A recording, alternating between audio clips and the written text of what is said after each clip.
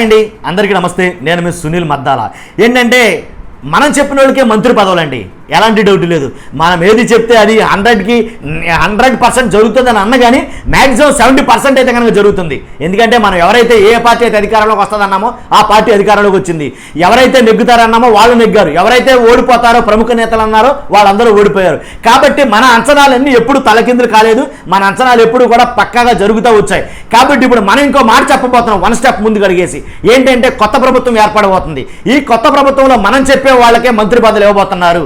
ఎలాంటి డౌట్ లేదు, మీరు రాసి పెట్టుకోవచ్చు. తర్వాత మరి ముఖ్యంగా కొత్త వాళ్ళైతే కనుక మన ఛానల్ సబ్స్క్రైబ్ చేయండి. ఇలాంటి ఇంట్రెస్టింగ్ పొలిటికల్ టాపిక్లు ఏంటి పార్టీలకు అతీతంగా మీ ముందుకు రాబోతున్నాయి. మర్చిపోవద్దు, ఖచ్చితంగా సబ్స్క్రైబ్ చేయండి.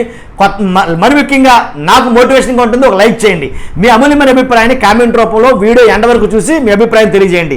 ఎవరెవరికి మంత్రి పదవులు ఇవ్వబోతున్నారు అని చెప్పే ముందు ఫస్ట్ కాపుల వర్గాన్ని చూసుకుంటే కనుక, ఎందుకంటే 21 స్థానాలు జనసేన పవన్ కళ్యాణ్ గారికి ఇచ్చారండి. కాబట్టి నిజంగా పార్టీ ఏర్పడడానికి ఒక రకంగా గేమ్ చేంజర్ అని అయితే చెప్పొచ్చు. కాబట్టి కాపులు చూసుకున్నట్టయినా జ్యోతుల నెహ్రూ గారికి కానీ, అలాగే నారాయణ సంస్థల అధినేత ఎవరైతే ఉన్నారో నారాయణ సంస్థల అధినేత నారాయణ గారికి కానీ, అలాగే నిమ్మల రామానాయుడు గారని అంటే 3 సార్లు ఎగ్గారు. అంటే ఒక మంత్రి పదవి ఇవ్వాలంటే చాలా సమీకరణాలు, సామాజిక అభిప్రాయాలు తీసుకోవాల్సి వస్తుంది. సామాజిక వర్గాల మీద అభిప్రాయాలు, సమీకరణలు అన్నీ మూట కట్టుకుని కలగలుపుని ఏంటి ఒక స్ట్రక్చర్ అయితే కనుక రూపొందించి వాళ్ళకు మాత్రమే అంటే సీనియారిటీ అని ఇలా చాలా ఉంటాయి. చాలా కోణాలు ఆలోచించి మంత్రి పదవులు ఇస్తారండి. కాబట్టి ఈ మంత్రి పదవులు అందరికీ వస్తాయంటే అందరికి ఇవ్వలేరు, సరిపెట్టాల్సి వస్తున్న పరిస్థితి. ఇప్పుడేమో చూస్తేనేమో తేరా 135కి చిల్లర వేళ్ళే వచ్చేసారు. తర్వాత జనసేనలో 21 అలా చాలామంది ఉన్నారు. కాబట్టి వీళ్ళందరికీ సంప్రదింపులు సర్దింపులు జరగాలంటే చాలా కష్టమవుతుంది.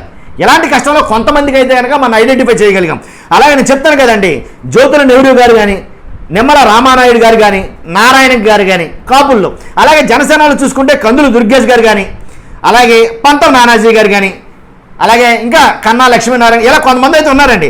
తర్వాత రెడ్డి చూసుకుంటే కనుక అమర్నాథ్ రెడ్డి కానీ, తర్వాత బీసీ జనార్దన్ రెడ్డి కానీ, తర్వాత వేమిరెడ్డి ప్రశాంత్ రెడ్డి గారికి కానీ, కిషోర్ కుమార్ రెడ్డి గారికి కానీ, తర్వాత కోట్ల సూర్యప్రకాష్ రెడ్డి గారికి కానీ వీళ్ళలో అయితే కనుక ఇవ్వడం జరుగుతుందండి. అలాగే ఖమ్మాల్లో చూస్తే కనుక జనసేనలో నాదెండ్ల మనోహర్ గారు ఉన్నారు, ఆయనకి కానీ, అలాగే పయ్యవ కేశవ్ గారు కానీ, నారాయణ గారు ఇలా ఉన్నారు కొంతమంది అయితే కనుక.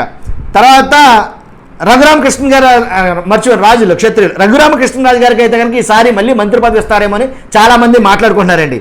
తర్వాత అదే కోవకు టీజీ భరత్ గారు కూడా వస్తారు, ఆయనకు కూడా ఇవ్వచ్చని చాలామంది అనుకుంటున్నారు. మన అభిప్రాయం కూడా అదే. తర్వాత బీజేపీలో చూస్తే కనుక బీజేపీ కోటలో కూడా ఒకరిద్దరికి మంత్రి పదవులు ఇవ్వచ్చు ఖచ్చితంగా. సత్యకుమార్ గారు ఉన్నారు, అలాగే సుజనా చౌదరి గారు ఉన్నారు, తర్వాత గొట్టిపాటి వీళ్ళలో ఎవరికైనా రావచ్చు, గొట్టిపాటి రవి గారండి. కాబట్టి అలాగే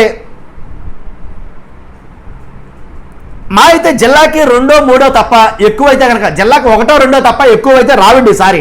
ఎందుకంటే అనూహ్యంగా చాలా సీట్లు రావడం వల్ల కొంచెం కష్టమవుతుంది.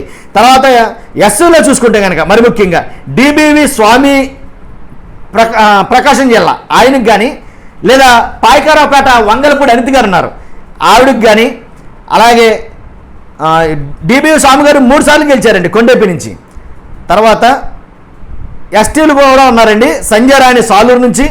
తర్వాత కొండ్రు మురళి గారు ఎమ్మెల్యే రాజంపేట అనుకుంటా, ఆయన కానీ, ఇలా వంగలపూడి అనిత గారు కానీ ఇలా కొంతమంది అయితే ఉన్నారు. వీళ్ళకి ఇచ్చే అవకాశాలు అయితే కనుక ఎక్కువగా ఉన్నాయి. తర్వాత బీసీలు చూసుకుంటే కనుక బీసీలు అయితే చాలామంది లిస్ట్ ఉందండి నిజంగాను. ఎందుకంటే వీళ్ళందరికీ ఇవ్వాలంటే సరిపెట్టాలంటే చాలా కష్టం బీసీల్లో. ఎందుకంటే మంత్రి పదవులు అనేది నాకు కావాలని చాలామంది అడుగుతారండి. మంత్రి పదవులు అనేసరికి ఖచ్చితంగా మంత్రి చేయాలని ఒక గోల్ అయితే ఉంటుంది ప్రతి ఒక్కరికి.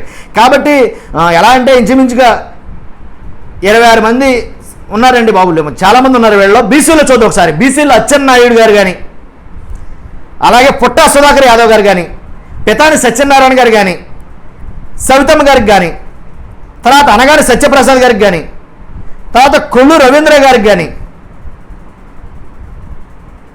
పల్లా శ్రీనివాసరావు గారికి కానీ, అయ్యన్న పాత్రుడు ఒక ఆయన ఉన్నారు, ఆయనకి కానీ, జనసేన నుంచి కొనతాల రామకృష్ణ గారు కానీ, ఇలా చెప్పుకుంటూ వెళ్తే చాలామంది మంత్రి లిస్టులో వస్తున్నారు. అసలు చెప్పడానికి నాకే తగలేదండి చాలా మటుకి. కాబట్టి ఇలా కొంతమంది అయితే కనుక టీడీపీలో మంత్రి పదవులు ఆశించే వాళ్ళు, అలాగే జనసేనలో మంత్రి పదవులు ఆశించే వాళ్ళు, అలాగే బీజేపీలో కూడా మంత్రి పదవులు ఆశించే వాళ్ళు చాలామంది ఉన్నారు. మరి వీళ్ళందరినీ ఎలా సెపరేట్ చేస్తారు, ఎవరెవరికి ఇస్తారు అనేది నిజంగా కత్తి మీద సామే అంటాను మళ్ళీ నేను. ఎందుకంటే కొంతమంది కోపం ఇస్తారు, మంత్రి పదవి ఇవ్వకపోతే మళ్ళీ వాళ్ళని బుజ్జగించాలి, అవసరమైతే వాళ్ళు వేరే డెసిషన్ తీసుకుంటారు. కాబట్టి అలా నాకు తెలిసి టీడీపీలో అలా ఏం ఉండదేమనుకున్నాను. ఒకవేళ మంత్రి పదవులు అందరికీ సరిపెట్టలేకపోతే కనుక ఏంటి, జగన్ను ఫాలో అవుతారా? ఎవరు? చంద్రబాబు నాయుడు గారు జగన్ను ఫాలో అవుతారా? ఎలా అంటే కనుక 5 సంవత్సరాలని సగం చేయటం, 2.5 years కింద 2 సంవత్సరాలన్నర ఒకళ్ళకి, 2 సంవత్సరాల ఒకళ్ళకి అలాగే మంత్రి పదవులు ఇచ్చే ఉద్దేశం ఏమైనా ఉంటుందంటారా? అలాంటి అవకాశం ఏమైనా ఉంటుందంటారా? అలా ఇస్తే ఎక్కువ మందికి ఇచ్చే అవకాశం ఉంటుంది కదా అని చెప్పేసి జగన్మోహన్ రెడ్డి గారు దాన్ని ఫాలో అయ్యారు. ఫాలో అయిన మళ్ళీ ఫెయిల్ అయ్యారంటే తెలియదు. కానీ మొత్తానికి ఆ ఫార్ములాని టీడీపీ అధినేత చంద్రబాబు నాయుడు గారు, మరి ఎవరైతే జనసేన అధినేత పవన్ కళ్యాణ్ గారు, వీళ్ళిద్దరూ దాన్ని యాక్సెప్ట్ చేస్తారంటారా? అలా ఫాలో అవడానికి ఏమైనా అవకాశాలు ఉన్నాయంటారా? ఎందుకంటే ఆల్రెడీ 130 సీట్లు టీడీపీ, అలాగే ఒక 21 సీట్లోనేమో జనసేన, అలాగే 8 సీట్లోనే 7 సీట్లు బీజేపీ ఇలా వచ్చేయడం వల్ల, ఎంతమంది అవ్వడం వల్ల చాలామందికి మంత్రికి అవకాశాలు కోల్పోతారు. ఈ వేళలో పైగా కొత్త వాళ్ళు ఇంచుమించు 80 మంది ఉన్నప్పటికీ మిగిలిన వాళ్ళు అందరూ కూడా పాత వాళ్ళే. కాబట్టి వాళ్ళలో ఎవరికి ఇవ్వకపోయినా సరే నష్టం జరిగే ప్రమాదం ఉంది. కాబట్టి అంటే బొజ్జగింపు మామూలే, కొంతమందికి వస్తుంది, కొంతమందికి రాదు, రాకపోతే తప్పదు. కానీ ఏంటంటే ఈ వేళలో ఎవరికి వస్తుంది, ఎవరికి రాలేదు కొంచెం ఆలోచించాలి. చూస్తున్నా మీరు అందరూ కూడా మర్చిపోద్దు. మీకేమైనా అభిప్రాయం ఉంటే కనుక మంత్రి పదవులు వీళ్ళకే వస్తాయని మీకు ఏమైనా తెలిస్తే కనుక ఖచ్చితంగా మీ అభిప్రాయాన్ని తెలియజేయండి. Thank you very much.